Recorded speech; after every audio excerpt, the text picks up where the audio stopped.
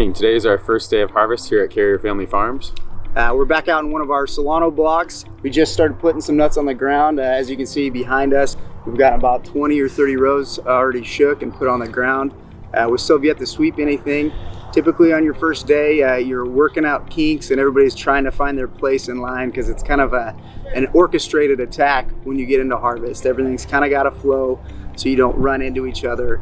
And we take safety very seriously out here, so we try to get everybody starting slow, and then we find our rhythm, and then come Chandler's, we're firing on all cylinders. In addition to looking at harvest today, we're also looking at the quality of the walnuts that we're receiving as well.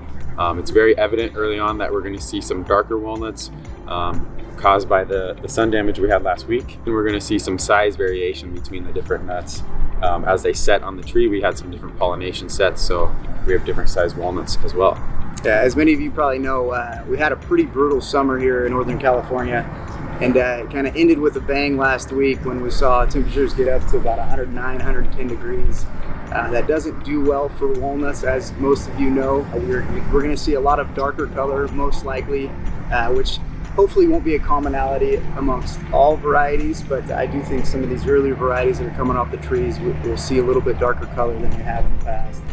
So hopefully on the Chandlers, we won't see as much sun damage, but there's a good chance we'll see a little bit more than we saw last year. Yeah, we definitely could. I mean, it's been crazy because this block behind us right now was etherealed about 3 weeks ago, and we really didn't see any movement for the first 2 weeks, but Mother Nature kind of gave us a break the past couple of days. We saw some showers sporadically throughout the area, and the weather really cooled off. And in about 2 days' time, we really saw the crack out on the holes really progress to the point where we said it's time to go. In addition to harvest, we just got the shipping report for the month of August. Overall, it looked pretty decent when we compare it to last year at the same time. In general, Germany and Europe has really carried us through and moved some more volume, even though we anticipated them being a little bit less. So we're glad to see that movement. The domestic market still continues to struggle a little bit, but we're hopeful to see some rebounds when we hit Christmas time. But overall, small improvements.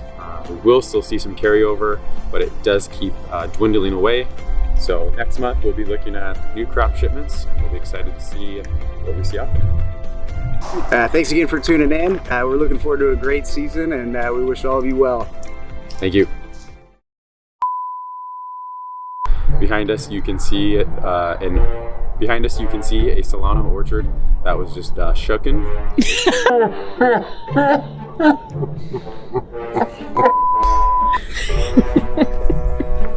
Morning. Today is our first day.